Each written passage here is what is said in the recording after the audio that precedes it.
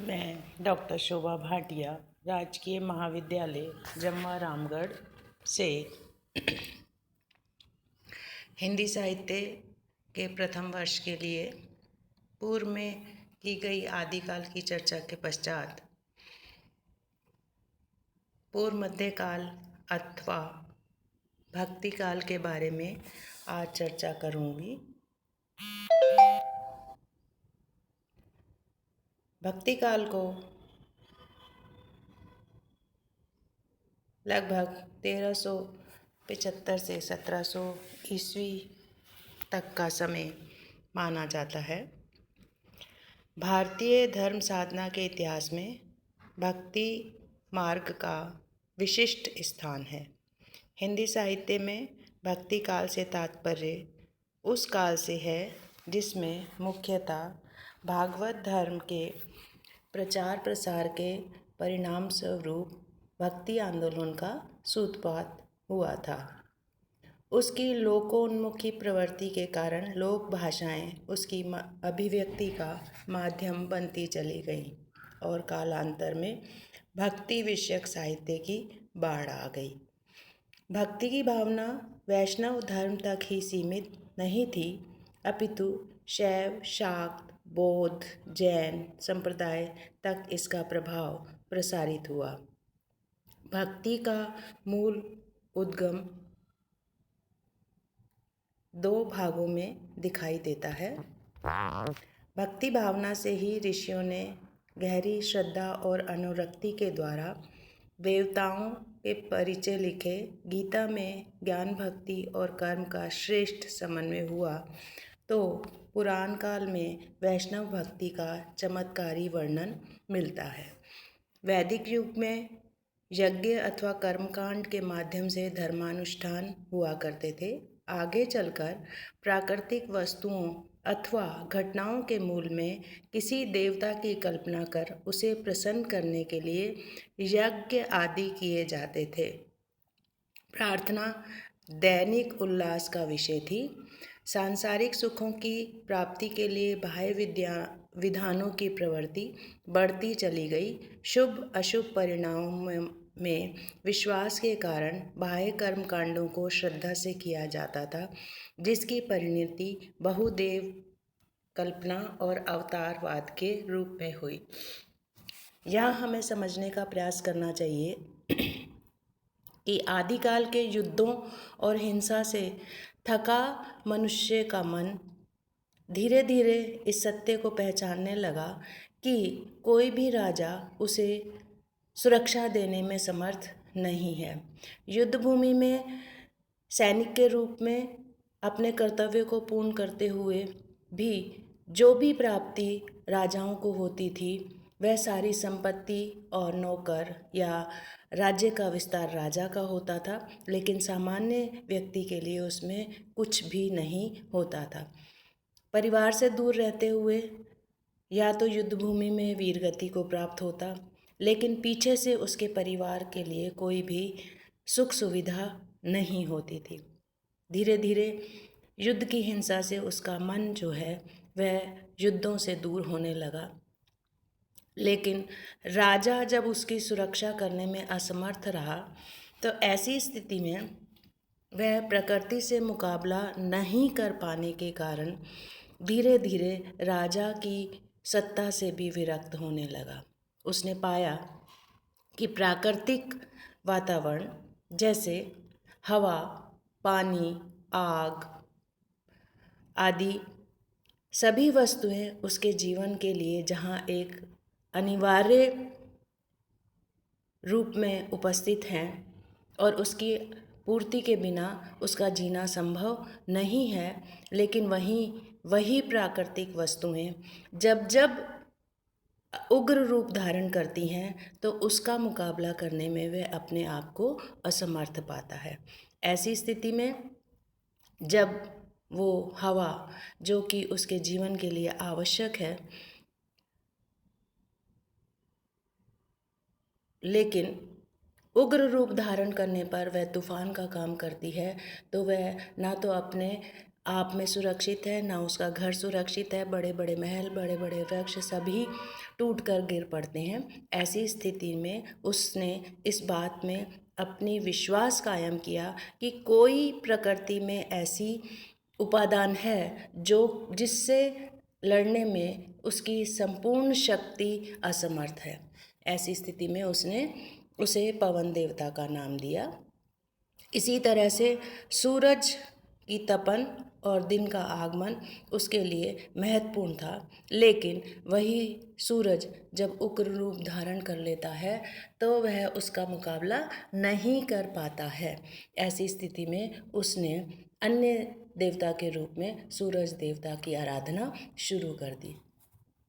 इसी तरह से पानी को जीवन की अनिवार्यता के रूप में स्वीकार करते हुए भी जब उसने यह देखा कि उग्र रूप में जब पानी बरसता है तो वह बाढ़ के रूप में अपने आप को बचाने में असमर्थ होता है, तो ऐसी स्थिति में उसने जल देवता की कल्पना की। प्रकृति के इन रूपों को उसने ईश्वर का रूप दिया या देवता का रूप में कल्पना कर उसे प्रसन्न करने के लिए वह निरंतर उपासना करने लगा। इस तरह से बहुदेववाद की कल्पना हुई। इसी तरह से शुभ और अशुभ परिणामों के विश्वास के कारण, अर्थात जीवन में जब कुछ अच्छा घटित होता था अथवा कुछ बुरा होता था, उससे बचने या उसे पाने की कल्पना में वह शुभ अशुभ परिणामों में विश्वास करने लगा और इसके लिए ब्राह्मणों के माध्यम से बाह्य कर्मकांडों को श्रद्धा से करने लगा। उसे ऐसा लगने लगा कि जैसे उसकी पूजा आराधना और बाहरी कर्मकांडों से प्रसन्न होकर ईश्वर उसके जीवन में सुख समृद्धि को देगा या उसके जीवन में जो कष्ट आ रहे हैं वह इस तरह के पूजा और अनुष्ठानों से समाप्त हो जाएंगे। इसलिए उसने तंत्र मंत्र पूजा पाठ सोमवार को शिव जी, मंगलवार को हनुमान जी, बुधवार को गणेश जी, इस तरह से अलग अलग अवतारों की कल्पना की और उसकी आराधना करना शुरू कर दिया। दूसरी तरफ भारत मुस्लिम शासकों के बढ़ते प्रभुत्व में अनेक विषमताओं से जूझ रहा था। हिंदू धर्म के विरुद्ध विदेशों या बाहरी आक्रमणों से के कारण मुस्लिम शासकों का प्रभाव बढ़ता जा रहा था। ऐसे में जन सामान्य को आस्था और विश्वास भक्ति से ही जीने का मार्ग दिखाई देने लगा। भक्ति काल के उदय का एक कारण मुसलमानों को माना जाने लगा। आचार्य रामचंद्र शुक्ल के अनुसार देश में मुसलमानों का राज्य प्रतिष्ठित हो जाने पर हिंदू जनता के हृदय में गौरव, गर्व और उत्साह के लिए अवकाश नहीं रह गया। उसके सामने ही उसके देव मंदिर गिराए जाते थे, देव मूर्तियां तोड़ी जाती थीं, पूज्य पुरुषों का अपमान किया जाता था और वह कुछ भी नहीं कर सकते थे। ऐसी दशा में अपनी वीरता के गीत ना तो वे गा सकते थे और ना ही बिना लज्जित हुए सुन सकते थे। आगे चलकर जब मुस्लिम साम्राज्य दूर तक स्थापित हो गया, परस्पर लड़ने वाले स्वतंत्र राज्य भी नहीं रह गए। इतने भारी राजनीतिक उलटफेर के पीछे हिंदू जन समुदाय पर बहुत दिनों तक उदासी छाई रही। अपने पौरुष से हताश जाति के लिए भगवान की शक्ति और करुणा की ओर ध्यान ले जाने के अतिरिक्त दूसरा कोई मार्ग ही नहीं था।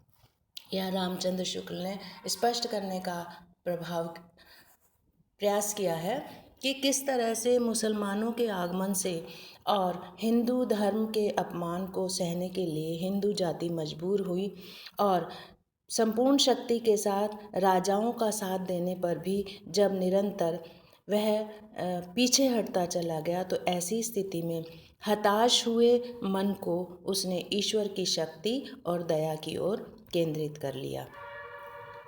भक्ति के उत्थान का काल 1375 ही माना जाता है, इसलिए इसे भक्ति काल के नाम से जाना जाता है, क्योंकि ईश्वर की आराधना और भक्ति ही इसका मुख्य रूप थी। ऐसी स्थिति में इस युग को भक्ति काल के नाम से ही जाना जाता है।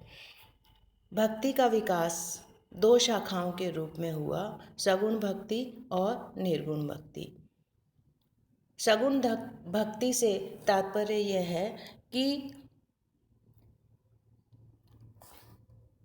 सगुण भक्ति से तात्पर्य यह है कि साकार ईश्वर की आराधना, अर्थात ईश्वर के मानव के रूप में जन्म लेने की गाथा या उसके साकार दर्शन फूल पुष्प भोग आदि के माध्यम से उसकी परिकल्पना की गई। और निर्गुण भक्ति से तात्पर्य यह है कि जहाँ आत्मा को या ईश्वर के साकार आत्मा को स्वीकार करते हुए ईश्वर के साकार रूप का विरोध किया गया। मानव मन निरंतर परिवर्तन चाहता है। अलग अलग मानव अलग अलग रूप से अपनी भक्ति को दर्शाने का प्रयास करते हैं। ऐसी स्थिति में सगुण भक्ति और निर्गुण भक्ति की दो शाखाओं का आगमन भारतीय धर्म में व्याप्त हुआ, लेकिन अपने परिवर्तनशील मनस्थिति के कारण और एक ही चीज़ को ज्यों का त्यों स्वीकार नहीं करने की स्थिति के कारण मनुष्य ने अलग अलग रूपों को, जहाँ जिसकी जैसी श्रद्धा उत्पन्न हुई, उसके अनुसार ही ईश्वर की आराधना की। सगुण भक्ति और निर्गुण भक्ति की भी दो शाखाएं उत्पन्न हुई। सगुण भक्ति के अंतर्गत राम भक्ति और कृष्ण भक्ति, और निर्गुण भक्ति में ज्ञान भक्ति और सूफी भक्ति। इसको हम इस चार्ट के माध्यम से समझ सकते हैं। भक्ति काल के दो रूप सगुण भक्ति और सगुण भक्ति के दो रूप राम भक्ति धारा और कृष्ण भक्ति धारा। राम भक्ति धारा में राम की आराधना की गई और जिसका मुख्य स्रोत रामचरितमानस या रामायण को माना जाता है। हिंदी साहित्य में तुलसीदास को राम भक्ति धारा का प्रमुख कवि माना जाता है। इसी तरह से दूसरे रूप में कृष्ण भक्ति धारा का उदय हुआ, जिसमें मीरा और सूरदास या गीता को मुख्य आधार माना जाता है। राम भक्ति धारा में राम के जिस आदर्श स्वरूप का चित्रण किया गया, एक पत्नीवाद, दास्य भावना, सब निम्न जाति और उच्च वर्ग के लिए समानता, पिता के आदेश का पालन आदि गुणों से परिपूर्ण राम के रूप की कल्पना की गई और उसके समर्पण की बात की गई। वहीं कृष्ण के माध्यम से गीता के संदेश और एक ही परिवार में आपसी एकाधिकार के कारण विरोध और सब कुछ ईश्वर में समाहित होने की बात के माध्यम से कृष्ण का रूप उभर कर सामने आया। दूसरी निर्गुण धारा की भक्ति जो की गई, उसमें भी दो प्रकार की शाखाएं हुई।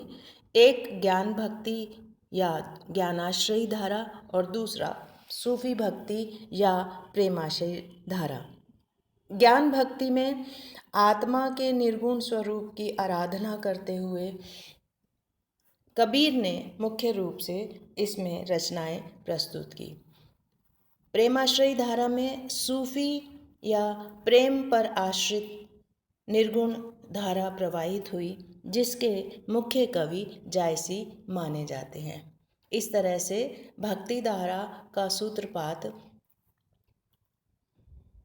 दो रूपों में हमारे सामने है, सगुण भक्ति और निर्गुण भक्ति। इसकी मुख्य विशेषताएं एवं परिस्थितियों का अगले व्याख्यान में अवलोकन किया जाएगा।